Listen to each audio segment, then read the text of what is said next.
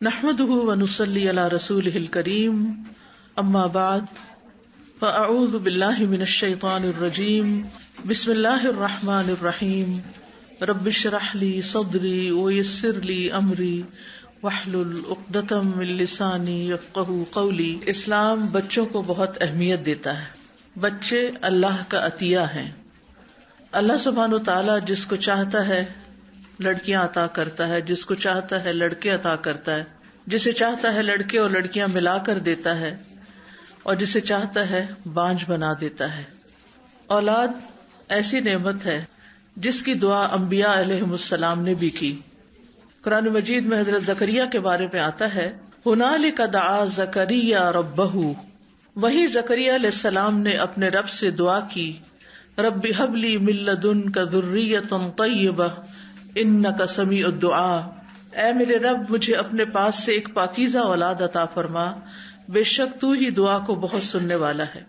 اللہ سبحانہ وتعالی بچوں کی پیدائش کو ایک خوشی کی خبر بتاتے ہیں، خوشخبری بتاتے ہیں۔ جب زکریا علیہ السلام کی دعا قبول ہوئی تو اللہ تعالیٰ نے فرمایا، یا زکریا انا نبشرک بغلام اسمہ یحییٰ، اے زکریا ہم آپ کو ایسے لڑکے کی خوشخبری دیتے ہیں جس کا نام یحییٰ ہوگا۔ اسی طرح ابراہیم علیہ السلام کو بڑھاپے میں جب اللہ تعالیٰ نے اولاد کی خوشخبری دی تو اس کے بارے میں قرآن مجید میں آتا ہے، وامرأتہ قائمۃ فضحکت فبشرناها باسحاق ومن وراء اسحاق یعقوب، اور اس کی بیوی کھڑی تھی یعنی ابراہیم علیہ السلام کی، تو وہ ہنس پڑی تو ہم نے اسے اسحاق کی اور اسحاق کے بعد یعقوب علیہ السلام کی خوشخبری دی۔ انبیاء علیہ السلام نے اولاد جیسی نعمت پر اللہ تعالیٰ کا شکر ادا کیا۔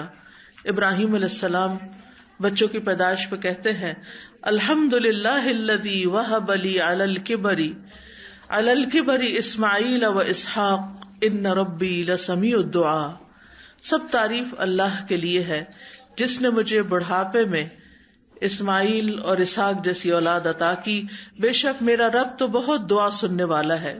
نبی صلی اللہ علیہ وسلم بچوں سے پیار کرتے تھے اور حسن اور حسین رضی اللہ عنہما کو جنت کے پھول قرار دیتے تھے۔ ہما ریحانتا یا من الدنیا، یہ دونوں دنیا میں میرے دو پھول ہیں۔ بچوں کی اور ازواج اور اولاد کی آنکھوں کی ٹھنڈک کی دعا بھی ہمیں سکھائی گئی ہے۔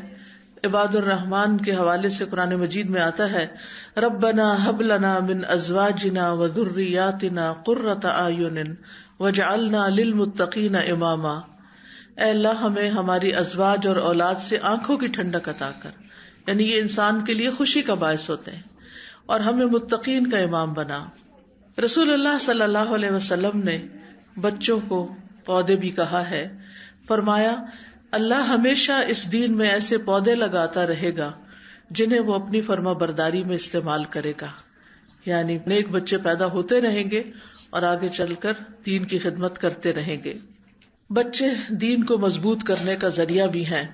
ابن مبارک جب اصحاب حدیث کے بچوں کو دیکھتے جن کے ہاتھوں میں قلم دوات ہوتی تو وہ انہیں اپنے قریب کرتے اور کہتے کہ یہ دین کے پودے ہیں، یعنی آج ان کی نگہداشت کرو تاکہ کل کو یہ بڑے ہو کر فائدہ دیں، دین کے محافظ ہیں۔ مسکین بن بکیر کہتے ہیں کہ ایک شخص امام اعمش کے پاس سے گزرا جبکہ وہ حدیثیں سنا رہے تھے۔ اس شخص نے ان سے کہا، آپ ان بچوں کو حدیثیں سنا رہے ہیں، یعنی چھوٹے بچوں کو کیوں آپ اتنی اہمیت دے رہے ہیں؟ تو امام اعمش نے کہا، یہ بچے تمہارے لیے تمہارے دین کی حفاظت کرنے والے ہیں، یعنی آج ان کو حدیثیں سناؤ گے تو کل یہ آگے جا کر دوسروں کو سنانے والے ہوں گے، مستقبل کے داعی ہوتے ہیں۔ زکریا علیہ السلام نے جب دعا کی نیک اولاد کی تو ساتھ یہ بھی کہا، یرثنی ویرث من آل یعقوب واجعلہ ربی رضیہ، جو میرا وارث بنے اور آل یعقوب کا وارث بنے، اور اے میرے رب اسے پسند کیا ہوا بنا۔ یعنی آل یعقوب کون ہے؟ بنی اسرائیل، یعنی ان کے اندر ان کی اصلاح کرنے والا ہو۔ پھر انسان کی بہترین کمائی بھی ہے۔ نبی صلی اللہ علیہ وسلم نے فرمایا، یقیناً تمہاری اولاد تمہاری بہترین کمائی ہے، پس تم اپنی اولاد کی کمائی میں سے کھاؤ، یعنی دنیا میں بھی ان سے فائدہ اٹھاؤ اور مرنے کے بعد بھی وہ تمہارے لیے کمائی کا ذریعہ ہیں، یعنی صدقہ جاریہ بن کر۔